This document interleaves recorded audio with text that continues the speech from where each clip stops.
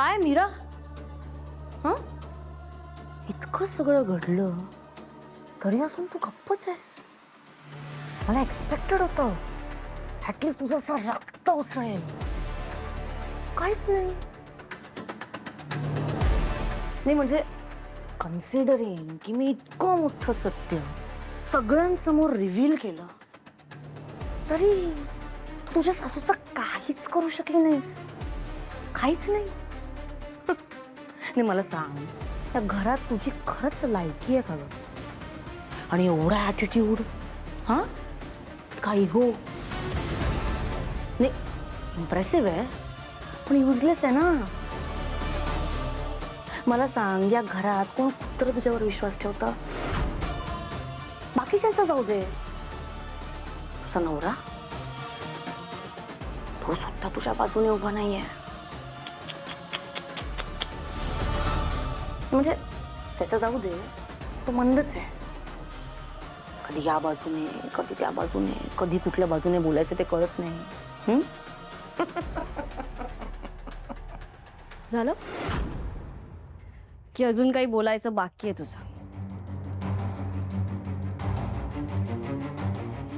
तू काय कबूल केलंस, तू कोणाचं नाव घेतलंस याने काहीच फरक पडत नाही माया. आणि तू माझी लायकी विचारतेस ना, तर एक गोष्ट लक्षात ठेव.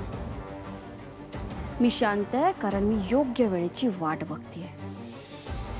तुझ्यासारखं नाही कोणीतरी सांगताय म्हणून मोठा गुन्हा करायचा आणि मग स्वतःला निर्दोष ठरवत फिरायचं.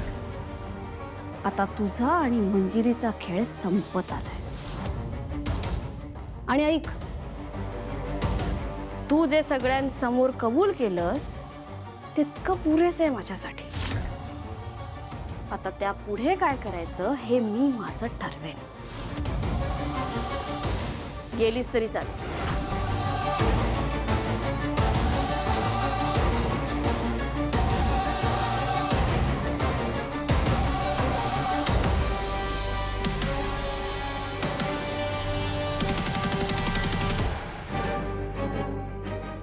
मीरा,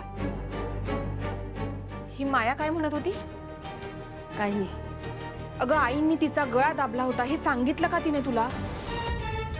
काय? हो, मी जेव्हा त्यांच्या खोलीत गेले होते तेव्हा ती आणि अजित हेच बोलत होते. अगं मग आता तू हा विचार केला असशील ना की माया तर वाईटच आहे म्हणून मंजिरीने तिचा गळा धरला असणार.